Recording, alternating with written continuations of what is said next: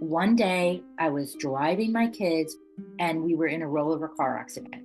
And I had one of those moments, like we all survived. We all walked away with virtually no injuries. It was just like, maybe I'm supposed to do more than just focusing on making a profit. Maybe my purpose is to be focused on making a difference in the world somehow. I had one of those moments like, you should be open to maybe different things. I loved my job at ADP. I hadn't been thinking about leaving at all, but I just started to be open to what else might be out there for me. And then somebody called me one day and they said, we know somebody, they're on the board, they're looking for somebody who likes to do new things. And would you want to talk to them? In a corporate world where all employees have great leaders with no egos that create fun cultures where people can do their best work, the employees and companies thrive while doing great things for the customers, themselves, and each other. Well, we know that rarely happens. I'm Jeff Palacio. I have been a leader for over 40 years for every t-shirt size company, from small 16 employees to extra large over 1 million. Please join me while I interview outstanding leaders that will share stories of great leadership and not so great. It will help you become a better leader while poking fun at all the crazy shit that happens in corporate America. Hi, I'm Joe Deshawn, and welcome to the Corporate Couch with Jeff Palacio. Today, Jeff is interviewing Angela Kreps. Angela is the co-founder and CEO of Solution Brokers, a consulting group offering fractional C-suite executives at a fraction of the price of hiring a full-time executive. She has a Bachelor of Science in Journalism, Mass Communications, and Advertising from Kansas State University. Among other C-suite and sales positions, she was the president and CEO of BioKansas for 9 years. You can learn more about Angela at solutionbrokers.us. Let's listen as Jeff talks to Angela. Angela, I'd like to welcome you to the Corporate Couch today. Thank you. I'm so glad to be here. Yes, you and I met, God, it was right before the pandemic. It was an event that you were sponsoring with Mark Schaefer and Brendan Filbert. And it was late November, right before Thanksgiving of 2019. And then 4 months later, the world changed. But I know we have some people in common that is great. And full disclosure, my oldest daughter is at the hospital right now. She's delivering a grandchild today, hopefully. And this will be published by the time she's born. But if I sound excited. That is so exciting. I mean, what an amazing day for you, and to take time to talk to me when, well, maybe it's a little diversion to keep you occupied while you're sitting on pins and needles waiting for this magical time. Yes, I'm a professional. Just like Jesse, Jesse Palmer on the Golden Bachelor on the wedding. His wife was actually in labor, possibly. I don't know, but that I'm a professional. I don't get paid as much as Jesse Palmer, but it's all good. But maybe you could. I could. I mean, there you go. Anything's possible. Yeah, and it's Scotty Meyer. Scotty IE is my granddaughter's name. So here we go. Oh, she's already been named? Yes. Oh. Yeah. So that's so we'll just dedicate this session to Scotty, and everything is possible. Love it. Love it. So there you go, Scotty.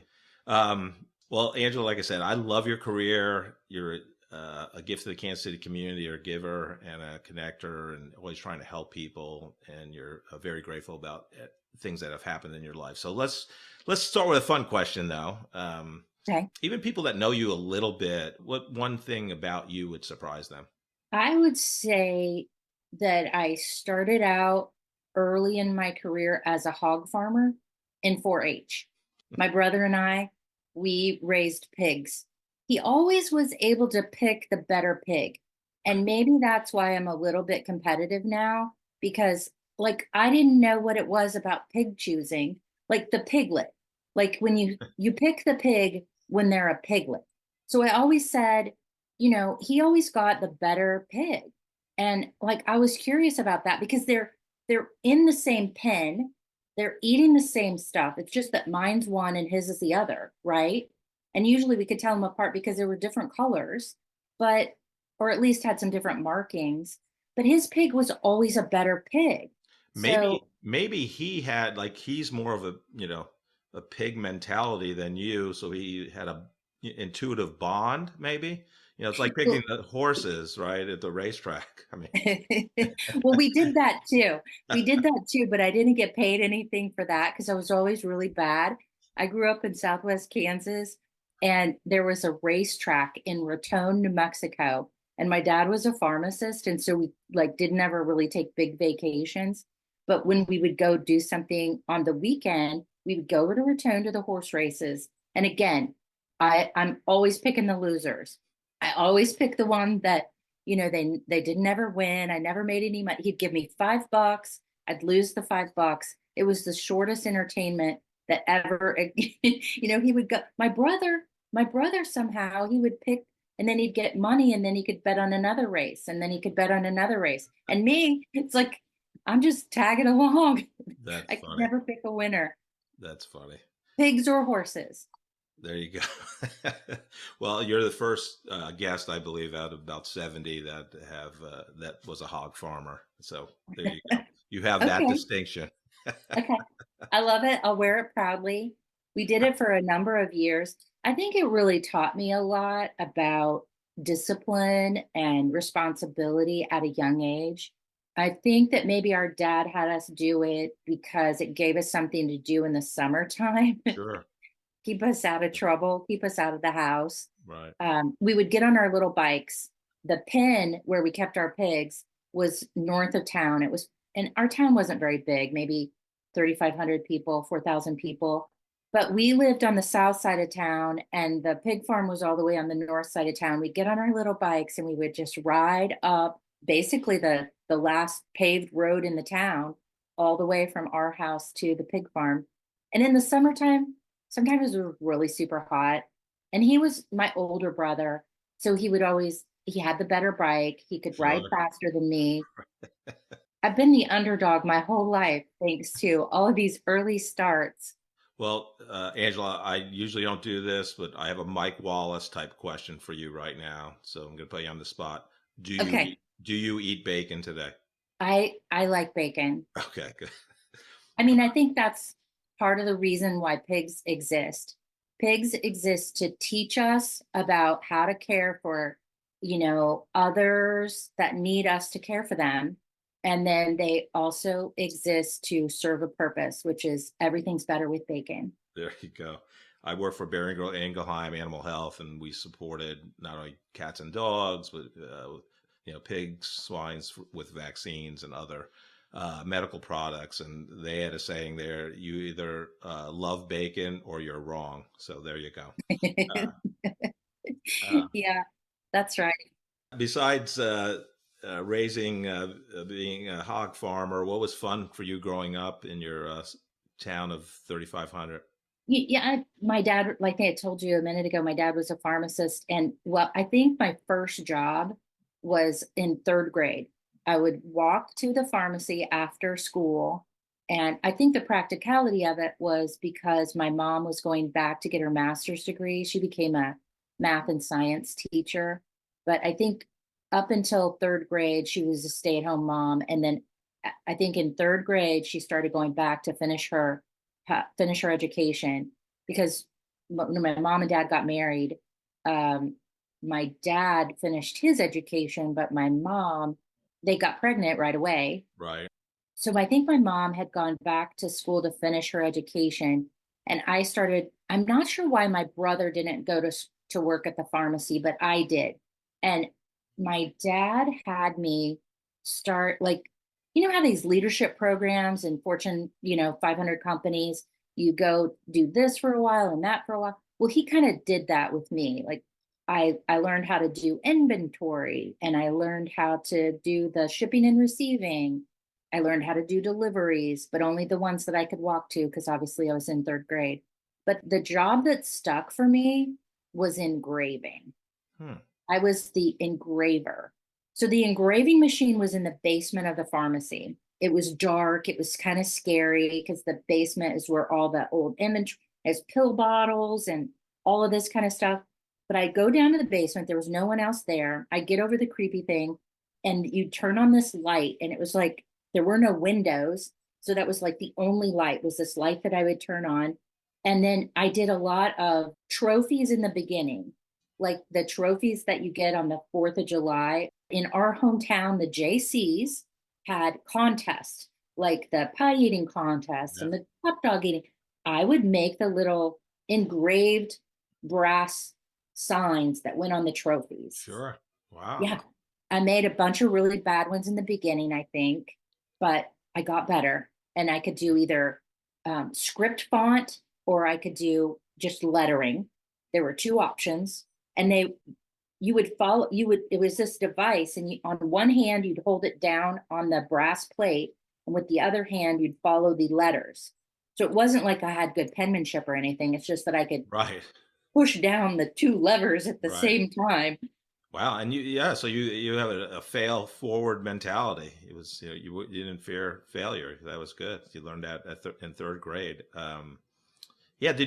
What did you want to be a pharmacist when you grew up, or an engraver? What was your kind of, hey, when I'm an adult, I'm going to be this. What was this for you? Yeah, I thought about that. I was really fascinated by the pharmaceutical industry. And it's kind of funny that I've spent the latter part of my year and my career in bioscience, which is, really related to getting new drugs to market, particularly here in Kansas City. So that has been like so much fun because it's just kind of brought that back like full circle. But I guess early on, I thought I was going to be an attorney. That's really what I thought I wanted to be. I knew I didn't want to be a teacher. My mom was a teacher. I knew I didn't want to be a Catholic priest because I just didn't. Well, you couldn't, Well, first of all. well, I couldn't. That wasn't even a possibility. But even if I could, I remember telling my dad, like, even if I could, I wouldn't want to do that. Right. So yeah, I did think about pharmacy, but my parents didn't ever really encourage me to do like follow in their footsteps kind of thing. Yeah, I thought I was going to be an attorney, but when I got to college, I just wanted to be finished with a 4-year degree. I couldn't imagine continuing on with education, which is kind of funny because I do consider myself a lifelong learner. So it's kind of like I got to continue to get an education a different way. Right. But Yeah, and I think part of it is, for me, I would put myself in the same category as a lifelong learner. And I love school, I love college. I had two goals in college. One was get the best GPA possible and to have fun. I accomplished both. But unlike some of my friends, I was like, they're like, oh, I don't want to leave college. I'm like, no, 4 years. I put it all out. I'm done. I'm next step of my career. Let's get it going. I know you graduated K-State with a Bachelor of Science in Journalism and Mass Communication. So, what was your initial kind of declared major? Because you wanted to be an attorney. Was it always that? And why? And why did you go to journalism and mass communication? in high school, I really loved speech and debate. I thought I was going to be an attorney, so pre-law. So you really can do anything, right? You can really take whatever undergraduate. So I just decided I really enjoyed math.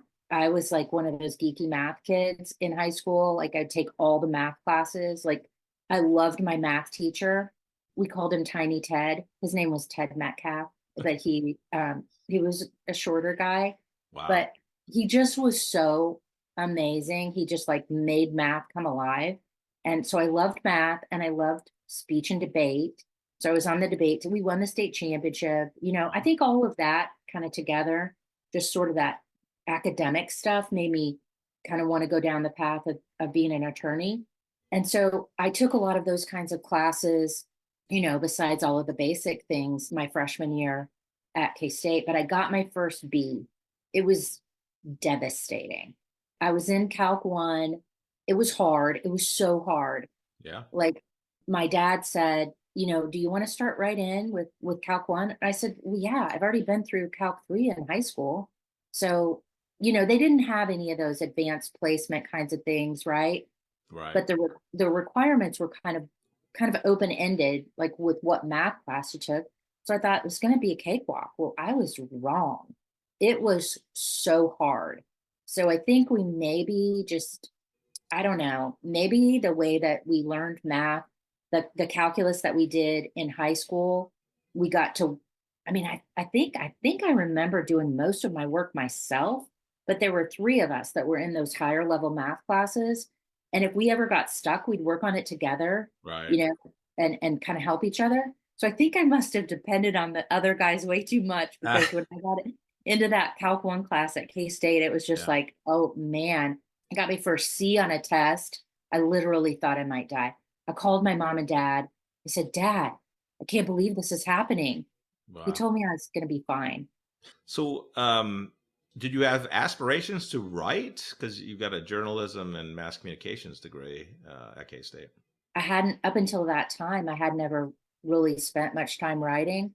I enrolled in a journalism class just to, give it a try. Maybe somebody else in the house was in journalism and it piqued my curiosity. I like learning new things.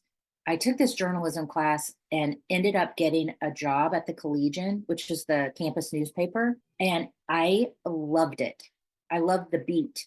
I loved talking to people and learning about whatever it was that was their thing. On my beat, I covered the land and lectures. And so there was so much learning. You just got to talk to really smart people and kind of just get the other angle about what was going on, or get the inside story about, what was happening. And I just found that is very, very interesting. And I became really interested in advertising. My dad had always loved advertising. And I guess my parents tell me from like the time I was really little, I wasn't interested in the TV until the ads came on. And Hmm. then there I was, I was interested in the ads. So in doing the journalism, I got exposed to a really cool professor in the advertising department. And so I just started taking a lot of those classes, and that's how I ended up getting a degree in journalism. Angela, what was your first job out of college once you graduated, and how'd you get it? So my first job out of college was working at a bank. It was called Money Card of Kansas, and it was actually three banks. It was First National Bank and Union State Bank and First State Bank, I think maybe. This was right before all of the banks consolidated, but the three banks had gotten together, and this was back in the time when people wrote checks. Like there wasn't a debit card, believe Right. it or not. There was a time when it was either cash or checks. The three banks had gotten together to issue a check guarantee card. And so my job was to go around to all of the merchants in town. I was in Wichita, and teach them how to use the check guarantee card and to encourage them to do that. And I'd write call reports. So that's what I did every single day, is like went out and called on these merchant banks, on these merchants, and then take the information back. I had to put reports together for the three. They were vice presidents of the bank, so they were, I don't know, in charge of bank card, which was an ATM card. At some point, they decided to convert the money card check guarantee card, to a debit card. And so my job changed, because, that role was going away because it was a conversion process. And so they made me a project manager in the bank card division at Intrust Bank, which was at that time First National Bank. They were getting ready to go through branding, from First National to Intrust, and they had decided to make me a sales officer. So I think I spent maybe a year as a project manager, and I was mostly responsible for affinity cards.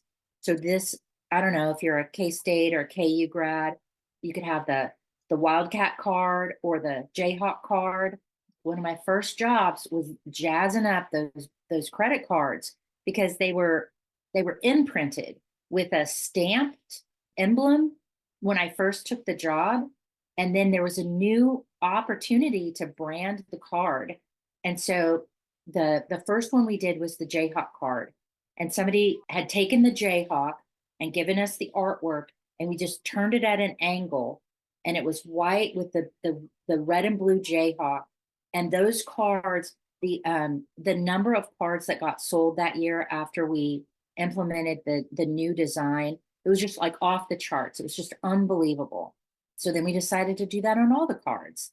So then we took the K-State card and we put, this was the Power Cat was available, but Willie was still really the main mascot. The Power Cat was just being used in kind of athletics. So we used Willie, and we did the same thing. We blew him up real big and put him at an angle, and the cards just started flying out. So that was super fun. So I guess they thought maybe I had something to do with that, which I really didn't. I really was just in the right place when the technology was changing. So they decided to make me a sales officer at the bank. This was back when banks, they really didn't sell, but they sent me to all these classes about sales and what sales was and how to be in sales. And I really liked that.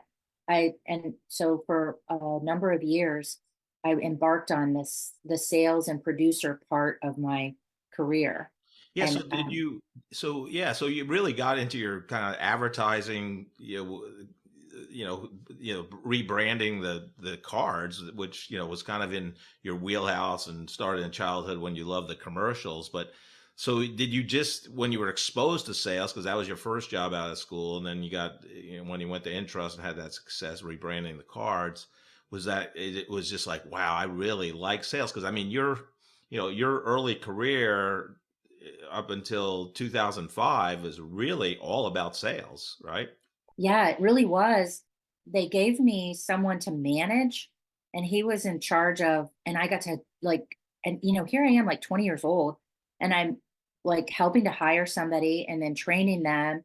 And then I gave him the agent bank relationships. So part of my responsibility was not only the cards and the card programs, but this national debit card, getting it rolled out and working with the merchants on accepting that, but also getting all of our agent bank relationships to do the same thing, because we made fee revenue off of the transaction. So when the cards were used at retail, it was more profitable for the banks to have the cards be used than the checks.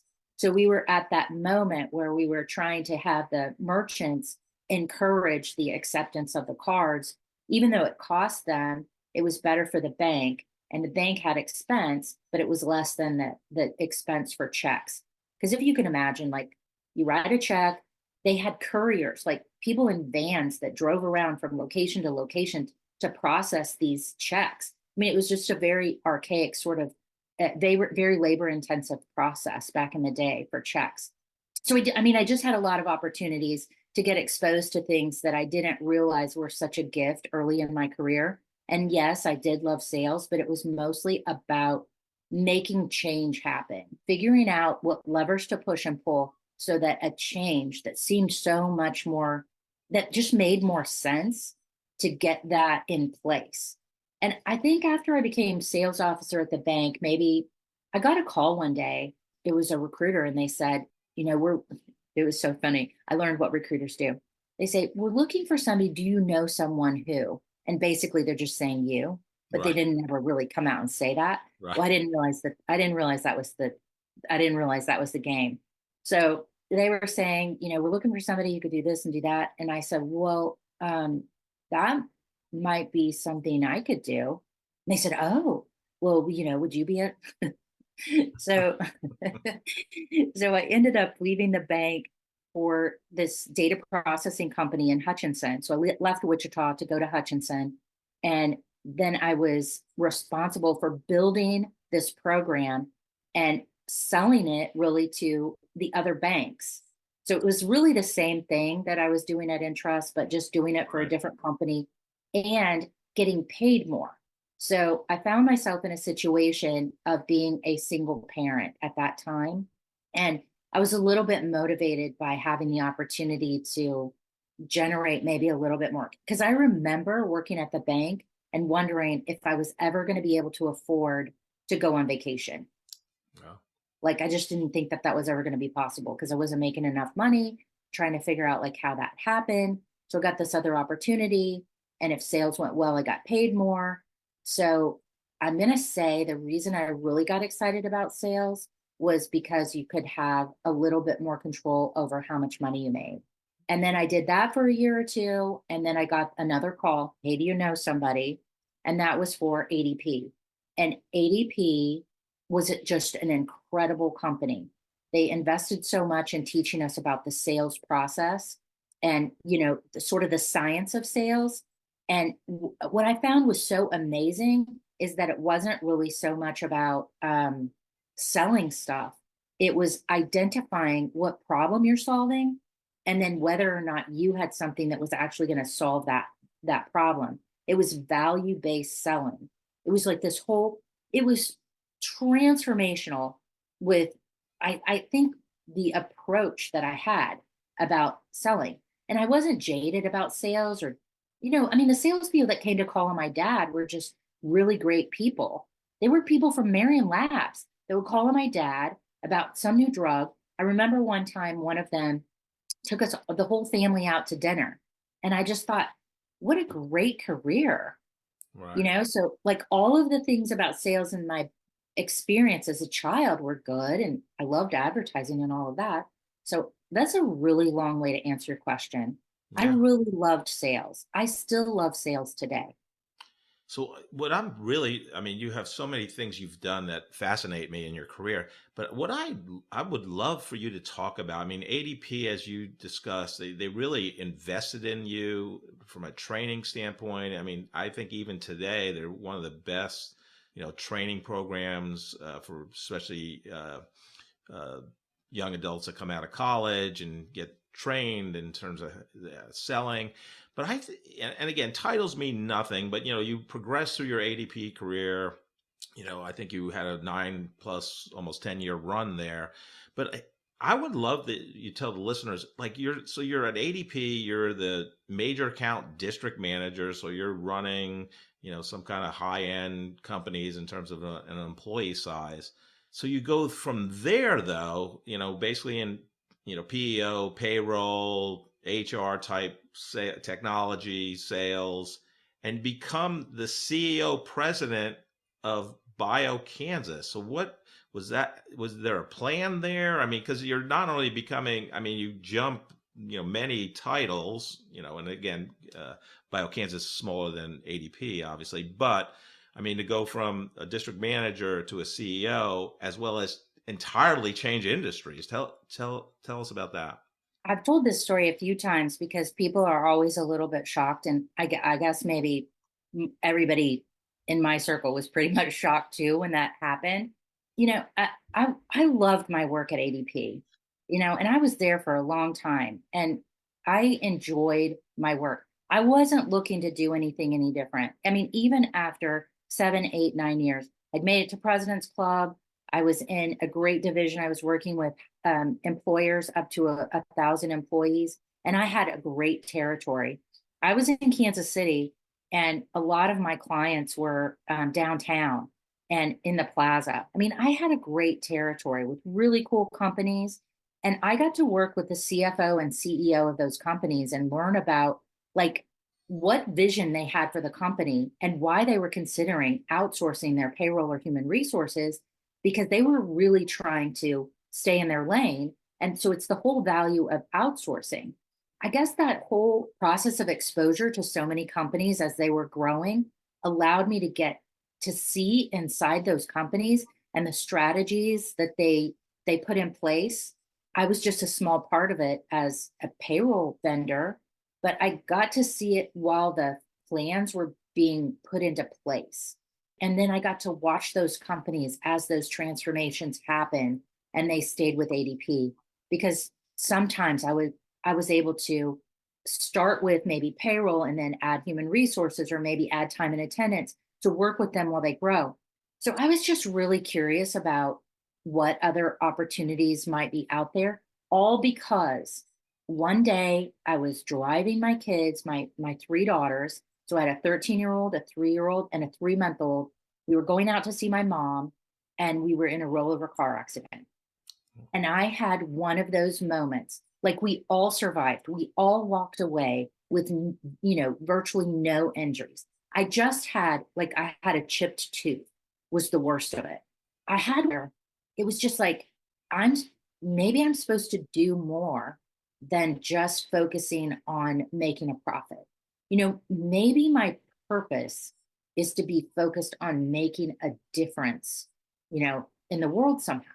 So I had one of those moments like, you should be open to maybe different things. So when that happened, so then I would take the call. I loved my job at ADP. I hadn't been thinking about leaving at all, but I just started to be open to what else might be out there for me. And then somebody called me one day and they said, we know somebody, they're on the board, they're looking for somebody who likes to do new things and you're smart. I don't know. Would you want to talk to them? And I said, well, I'm always curious to talk. And, I've actually been trying to be open to these things. So I met with these folks and I was really curious about it because they were talking about something that would be pretty transformational for Kansas for the bioscience industry. It was a $250 million initiative. I could see it. I could see like this going the wrong way because bioscience could be taken the wrong way. And I was just really aware of like the different segments of the state of Kansas and how to promote an initiative like this to galvanize more public support and to leverage. I mean, it was just like a really cool strategic process and I could just see it. And so as we had more of these conversations, I met with Jay Meshke was leading the search. And I remember Jay at one point just started shaking his head and he said, I need to tell you something, Angela. You're really an outside the box candidate for this position. And I was like, I know. I said, so what are you seeing in most of the other people that you're talking to? And he said, well, they're all PhDs. And I was like, I could see that. I mean, I could see why that would be attractive to the board to look at PhD scientists. I said, so since I'm the outside the box candidate, here's what I'm going to tell you. If I were to approach this is the way I would do it, blah, blah, blah, kind of went into the whole thing. We finished that round and I guess I was the last one standing and they said, we want to do another round with some more people like you, maybe people with a sales background because they liked the vision that you put forward. So we did a whole other round and they ended up offering me the job and I ended up taking it. And we had a grand time. I didn't realize at the time that I was putting together a 100-day plan, but that's basically what I was doing in these early conversations with one of their board members and talking about like, so how does this thing catch on? And then how could you really make some transformational change? Because there's a dearth of capital, there's a burgeoning bioscience industry, but we have all of these assets. So how do you string all of that together into an initiative that can actually create momentum that could grow jobs and maybe even attract more industry and maybe even attract more funding, maybe even get some investors here? It was like calculus of a different kind. It was like taking all of these things together and figuring out the variables and putting the pieces together. And we had an absolute blast with that initiative. I mean, we went from, I don't know, not really being on the map to being one of the top 10 fastest growing bioscience hubs in the country. It was because folks, from industry and academia and from the public sector got together and said, we've got lottery proceeds. What if we put it into like a moonshot? What if we do something like unexpected? And I think it was just really a great time. It was just so many existing assets coming together in a great way. And I loved that work. The only reason that I left that work, purely personal reasons. My dad had passed away and my mom started having health problems. And I had one of those moments again, like I just knew that I didn't want to look back and wish I'd paid attention. I would love for you to maybe expand on your thought process during the interview. Again, you're an outside candidate or out of the box candidate. Most people would look at people with, most recruiters as well as companies that are recruiting for the position, look at people with similar titles or higher titles than district manager. Did you ever have hesitation about, hey, can I do this? I'm in my comfort zone. I love my job at ADP. You had this, kind of life-changing moment during the rollover, but did you ever have hesitation? And what advice would you give people that are in a similar situation that want to take that big leap to something? I think that a lot of times we hold ourselves back just because we put ourselves in boxes. I think we're all capable of more than we ever thought possible. It's just that we don't allow ourselves to do it. That's society, and that's whatever limitations you grow up with, or things that people put on you. I think we're all capable of more than we give ourselves credit for. A transformational moment for me at ADP, and maybe this was part of it, was Strengths Finders. So that whole paradigm shifted my understanding of myself. So I take this Strengths Finder, I get all geeked out about sort of the research behind it, like interviewing all these really successful people. And, I like that kind of stuff. And I'm always real curious about what are my strengths? What are my weaknesses? Getting better at what I'm not good at, because we all need to get better. So find those places where I'm not as good. And that would drive a lot of my learning. I try to learn more about the stuff I wasn't good at. When I took the Strengths Finder, it just shifted that whole perspective.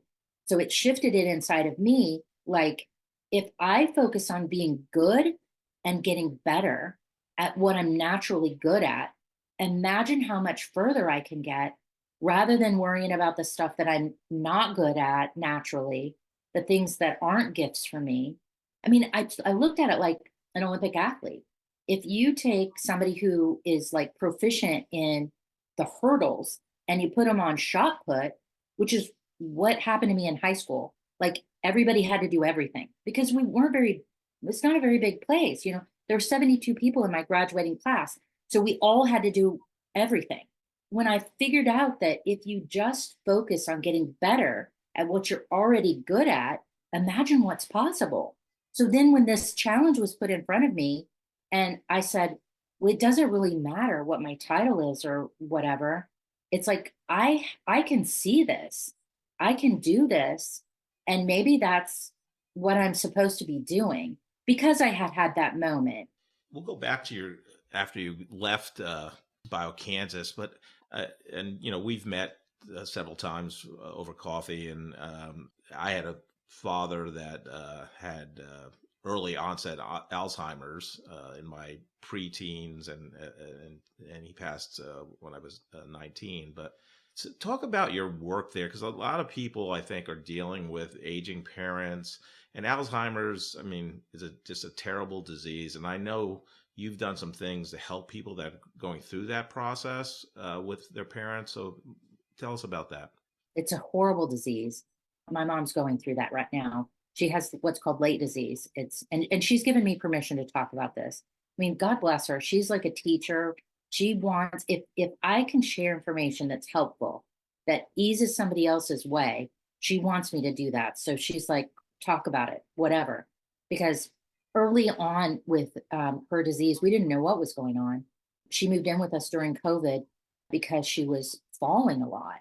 I called her one day after work, and it was like 5:30 at night, and she was still on the ground she fell taking her lunch back to the couch, and she was still on the ground at 5:30 at night.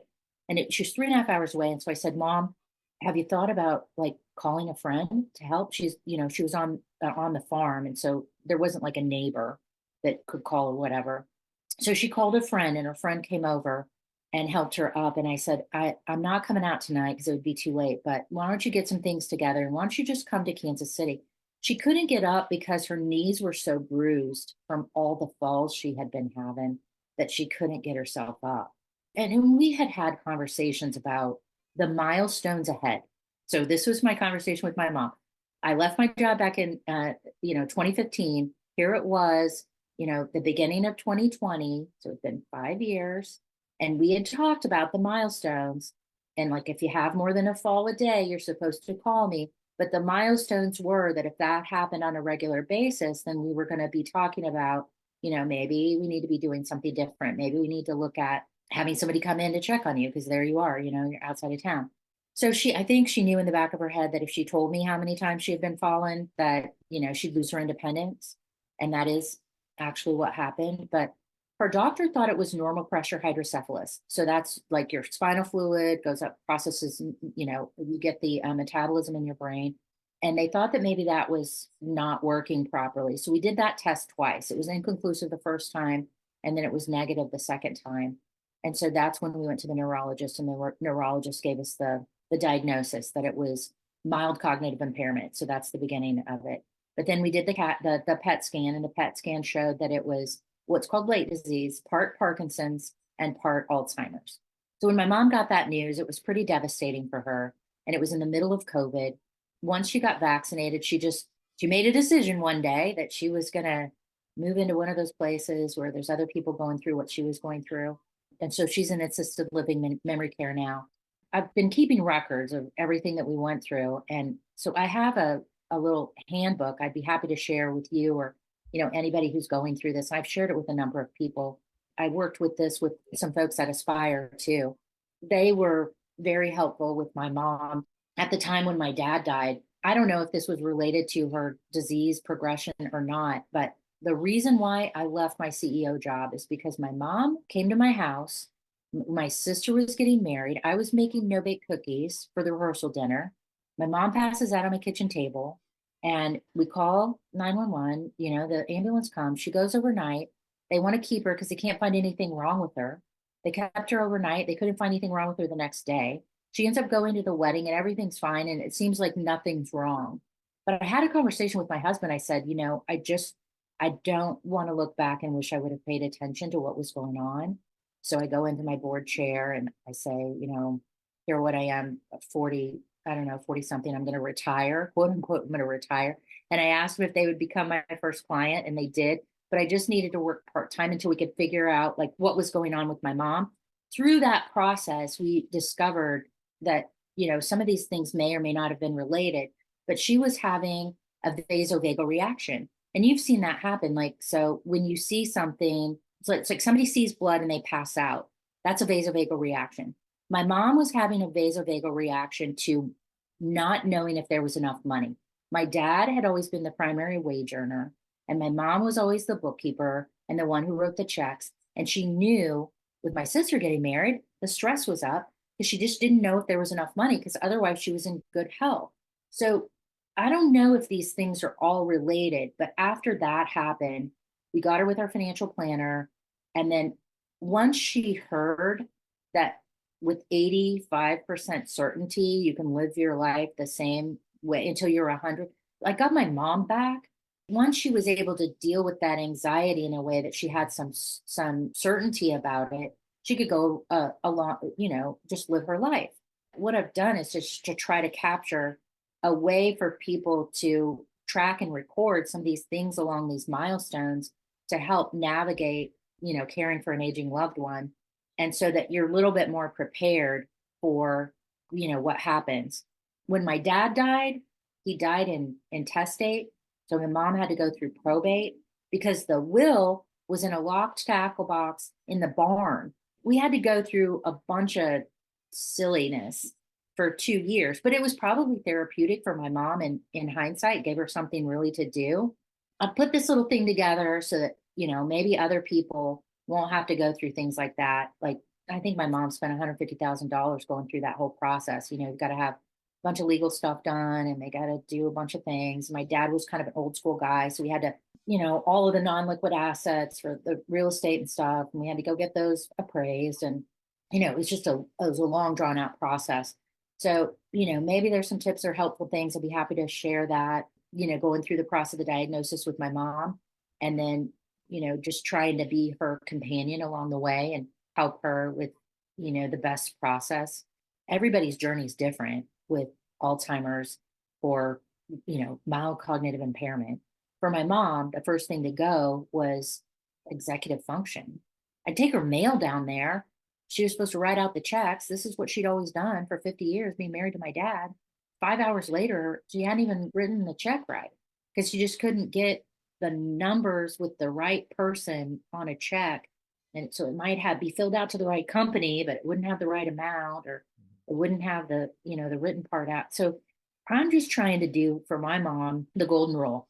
I knew about the Alzheimer's piece of it. I didn't know Parkinson's. So it's a double whammy because you're losing both, your mind and your body at the same time because of that disease. So God, it's Well, so I'll tell you what my mom told me.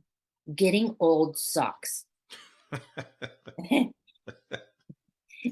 And that's the first time I think I've heard her cuss like in her life. oh I wow. remember like getting really mad as a 13-year-old kid and walking out the front door and slamming the door and say, I'm just going to go ride my freaking bike, except I used the other word.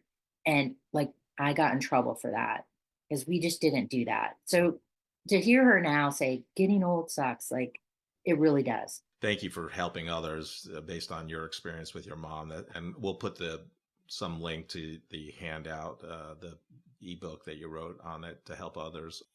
Since you left BioKansas, you've been in basically the fractional executive coaching space. I'll say I loved your title at Aspire Wealth Managers or Management Chief Connector. That's one of the best titles I think I've ever seen. But kind of walk us through, briefly through that journey and what you're doing today. I'm really building what I wish would have existed when I left my CEO job at BioKansas. I guess I've been fractional. I just didn't know that's what it was called. So my first fractional role was with BioKansas. I helped them with transitioning to their next CEO.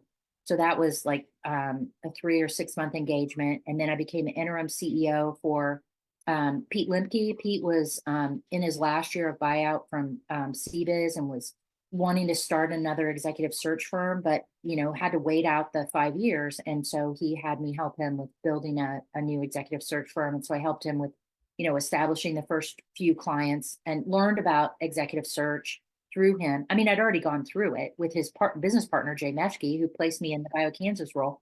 Then I got picked up by a company called Sekisui Xenotech, a bioscience company. I had known about them, kind of a really great, incredible company in Kansas City. Andrew Parkinson at KU had kind of the father of xenobiotics. This company, I started out, in their products division, helping them. They just wanted to have a clear and defined sales process. So we did that. Then their vice president of commercial operations left the company and they needed somebody for that role. And it was like, I could probably do that. So I stepped into that role and I was there for about 4 years. It kind of started out with a small and then it just kind of grew.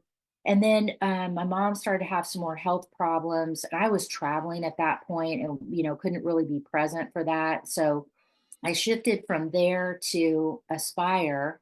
They were also looking for some definition in their sales process. So I don't know, I kind of see some patterns here about helping people with their revenue path, their entering of new markets, their sales process. I started thinking, as at Aspire, why don't I build what I wish would have existed? Because I kept running into people who were in the same situation as me. About a year ago, Esther George, in her last State of the Fed before she retired, and she said something that really struck a chord with me, that the biggest cohort that left the workforce during COVID was the 50 plus cohort. And that her concern as president of the Fed in Kansas City was what effect is that going to have on our economy? How are you going to fill that gap of knowledge and experience? Because basically, if you look at the demographics, you've got the baby boomers, this huge, number of people, whatever, 10,000 people. You told me this statistic, 10,000 people. Yeah, 10,000 people a day in the U.S. turn 65. And I think right now the average age of a baby boomer is around 58 years old. So, yeah. Okay, so you take that statistic along with what she was saying, that the largest cohort that's leaving the workforce is the 50 plus cohort, which is, comes down a little bit on the age scale, right? So 50 and over. And you look at the next demographic is Gen X, and it was a much smaller generation. There weren't as many people. And then you have this big millennial cohort. So you've got 15 years there with not as many people who have the day-to-day work experience in the roles and the titles and the jobs with getting the kinds of experience for qualified quote unquote leadership. So I think that that's what she was really intimating. And so it just triggered something for me. So what if we built this stable for fractional executives, senior leaders and business leaders? And, this wasn't my idea. I got brought in by my partners, the people that you were talking to right at the beginning. Brendan Filbert and Mark Blackton had approached me about putting together the demand side for this equation. Since 21, they have been doing this freeway to fractional. So helping senior leaders come out of corporate roles, C-suite, VP, senior director, whatever those titles are, coming out of those roles and either burn out or they have issues like I had where they want to be present with a family member or need to have some flexibility on time. So they don't want a traditional 9 to 5 and they want to be fractional. So they put together a course called Freeway to Fractional. And we've got about 30, 35 people that have completed those courses and are available to us as fractionals. But how do you do the demand side? In Kansas City, there are probably a dozen companies that offer fractional CFO. But what about the other roles? What about the CIO? What about the head of HR? What about the head of revenue, sales, marketing? What about the head of systems or process improvement? There are these different supply chain operations. There are these different roles on the C-suite that make up a leadership team for a company. And depending on what kind of company it is, there are different kinds of roles. But what if we could get that 50 plus cohort off of whatever it is that they're doing and bring them back into this form of an engagement and then put that out there and available? Make it easier for companies to find the talent they need. Make it easier for this next generation of leaders to have somebody to walk alongside them that maybe has a little bit more experience in this or that, but you don't have to break the bank. You don't have to pay $250,000 to get somebody like that on your payroll because this model is different than that. So it saves your payroll. It's not a long-term commitment. It's a near-term commitment. So you see that as your company is growing, that you've got this gap. It's a way to, on an interim basis, try this out. If I could have a head of operations or a head of IT that knew how to integrate these systems and get that project done or get that process in place, or maybe you need to have policies and procedures. What if we could put that in place and then grow the company that way? And so this is just a different way to grow, a different way to look at filling that talent void. So that's what I'm doing now. I've worked with plenty of startups. One was the largest funded startup of all time, Sprint PCS. It was in 1995 dollars. It was $10 billion startup. So that aside, you don't have the money to hire, like you said, hire a CXO in whatever functional area because you can't pay the dollars. But fractional makes so much sense. When I was actually interviewing Aratana Therapeutics, when they were, late stage startup, hadn't commercialized yet. At the same time, I was interviewing. They had a manager of IT. It was another open position, and I looked at their C-suite, and there's no CIO or CTO. I'm like, in my interview process, I said, I'm going to be working with this person, but you need a IT strategic roadmap that maps to the business plan because you need somebody senior. You have a chief legal officer, you have a chief scientific officer, you have everything, but you don't have a CIO, CTO. I'm like, you need somebody strategic to build the plan. But yeah, I love the fractional space. I think it just makes sense for, late stage startups, high growth companies that can't afford a full-time executive. If this would have been available when I moved from a producer role into a CEO role, I kind of did it because we found we were officing at ECJC and we were able to tap into the CFO of ECJC to help us with our financials. But if there would have been somebody available who in a fractional role to run operations or run projects for BioKing, I think that there's a demand for this. I think there's a clear need for this that can really help leaders who are in roles that want to have the skills and experience of a more senior leader, but not full time. Yeah. And I think the other thing is it helps people that are aging out or really are basically sick of the corporate bullshit. So they've spent 30 years working for a company or 40 years or whatever the number is.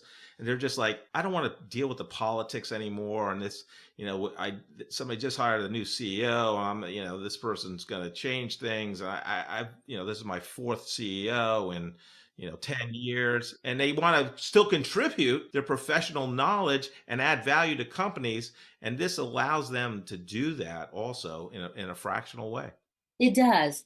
But we're vetting the talent pool for people who are maybe not so much that, then maybe they did get burned out or whatever, but it's mostly people who are givers, people who have with an abundance mentality, people who, for whatever their life circumstances, just such that they aren't able to do the full-time thing or don't want to do the full-time thing. Maybe they are taking a downshift, to gradually get out, but they don't want to get out. I mean, my dad told me he never wanted to quit working. He never wanted to retire. And he was able to, God bless him, he was able to work until the day he died. Wow. I just think that there are so many possibilities with this cohort of people to just plug into companies who are on a growth trajectory, but they just maybe need to have a little bit more experience here, a little bit more experience here. It doesn't Yeah. have to be a full-time, doesn't have to be a long-term engagement. So I'm really excited to see where we go with it. I mean, this is early. I mean, we pulled the partnership together last year, just formalized the agreement, have got our business plan in place, and we're executing those agreements with fractionals after the whole vetting process. We've done 8 deals so far. So we're in our infancy. I love to help two groups of people with great leadership advice from great leaders like yourself, Angela. First group is the recent college graduate. What advice would you have for them as they're starting to enter the workforce, looking for their first job and beginning their professional career journey? I really like the term being open. So like you're maybe not going to get the best job ever. You're maybe not going to be in the ultimate role that you desire to be in. But like, okay, I'm a maximizer. I like to squeeze the juice out of what you got. Figure out what is one really awesome thing you can learn, you can do, you can become proficient at in that role. And then be open to the opportunities. If you love that company, you love the culture, maybe see if there are other opportunities to do more of those things. That's something that you really latch onto and love. And kind of keep a running list of the things that fire you up and get you excited and see if you can spend more time doing that. Because in that transformational time for me at ADP, when I figured out that if you just do more of the stuff that you're naturally good at and try to get better at that, you give yourself energy, but it's infectious. You also help the people around you. You also help the company achieve more. And it takes less energy because you're just naturally generating it from within. Yeah, no, I love that. So you were a leader, from an org chart perspective, in your early 20s, right? So you had somebody that reported to you, and most people don't get that opportunity that early in their career. When somebody reaches that point, so from a HR perspective, you are in charge of people, and you become, an official leader, I guess, like I said, from an administrative point of view. But what leadership advice do you have for them in terms of starting the process of becoming a great leader? First of all, I didn't know that that wasn't the way it worked. Like I just didn't know. So I think being humble, the gift that you're given in a leadership role is, in some respects, you're responsible for other people's lives. I think what I really have enjoyed about being a leader, it's helping people become the best version of themselves so that they can achieve extraordinary results. And as a leader of people, it's all about your people. If you can help your people figure out what it is that fires them up, what it is that gets them motivated, what it is that makes their soul sing. And if you can keep them in those roles, and it's not going to be 100% of the time. I mean, I think I've kind of found that 70 or 80% of the time is enough to keep those batteries charged. So if you get people in those roles, it's kind of like good to great, go back to all those things. It's like getting people in the right seat on the bus. So you got the right people and getting them in the right role so that they can get charged up. And then we will all have to do stuff that we don't like to do. But if we try to keep that at the minimum, but provide opportunities for people to grow and learn, and then encourage the people who you have the great honor of working with or leading, helping them get where they're going. Those were my best leaders, the ones who were really helpful in getting me where I was going. Well, Angela, I love your career. I love what you're doing in the fractional space. And I just love your attitude of gratitude and spirit of helping others. So thank you so much for being on the Corporate Couch today. Thank you, too. I just thought Angela was a great guest. We've interviewed a lot of people, and I know a lot of people professionally, obviously, and personally. I don't think I've ever seen anyone that I know or that's been a guest that had the career jump that Angela had. Titles mean nothing, and they do mean something. But, when you're at ADP, you're a major account district manager, very successful. She loved the job, and a recruiter approached her to become the CEO president of BioKansas. So whatever you want to say, to be a district manager at ADP and go to a CEO president position of an organization, not even in the same industry, even like it's not even close. It's not like you're going into the PEO, payroll industry. You're like in, science. Yeah. Different. And what I loved about that jump and Angela herself is she believed in herself. She knew what her strengths were. And she said, I'm going for this. I can do it. Mm-hmm. And I thought, it's just unbelievable.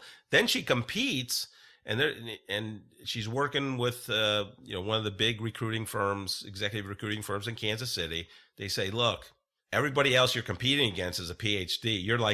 You're the outside candidate. You're the out of the box candidate. Then they go through the interview process. They say, we like you, but you know what? We want to compare you to other out-of-the-box candidates that don't have PhDs, because the first time she's competing against all PhDs, and she comes out of that process getting the job, becoming the president, CEO of BioKansas. I just think it's a great story, and it just shows you the belief in yourself, knowing your strengths, the whole Socrates, know thyself, and she just... And her whole career changed after that.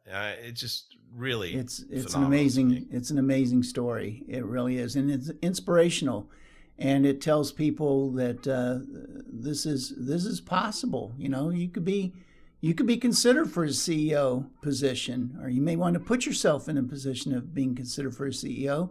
What's the worst that can happen? First of all, you could get the job. Second of all, you might not get the job, but the experience that you acquire and even being considered for the job is something that's tangible and is important. So, here's another example of somebody that started a business during COVID. We've had dozens of those in our time together on the corporate couch. One of the things that they discovered was that the cohort of people that left during COVID, the biggest cohort are the 50 and over people. And what that means is, this isn't any big surprise, but it's certainly something to consider for business, is that people, that's my age in the baby boomer generation, are literally leaving in droves. And so what was the statistic? 10,000? 10,000 people a day in the U.S. turn 65. And I believe the average age of a baby boomer right now is about 58 years old. Yeah. And so there's a bunch of them that are they're going to be leaving really soon, and we need to judge whether or not the next generation, the millennials and the Gen Zs and those kind of people, are ready and are equipped to take over that big vacuum that's going to be left by my generation and your generation leaving the workforce.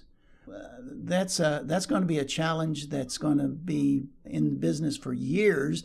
And of course, then she sees that as an opportunity to create a business to offer fractional C-suite executives that perhaps had left the corporate world for whatever reason and now want to ease their way back into it, or at least are available to ease their way back into it by being a fractional executive. Yeah, Angela's great.